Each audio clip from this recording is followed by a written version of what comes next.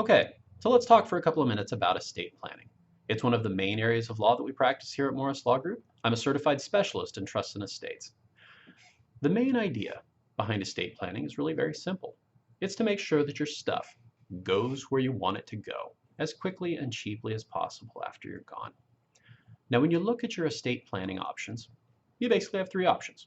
Your first is the option that most people choose, unfortunately, which is to do nothing.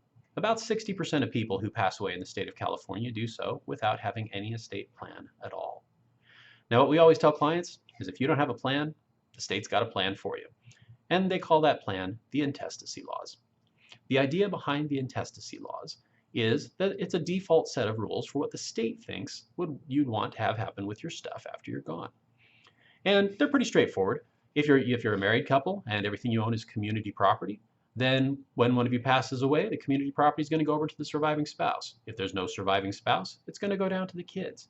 If there are no kids, well, that's where things start to get a little bit goofy. So the intestacy laws serve as a backstop.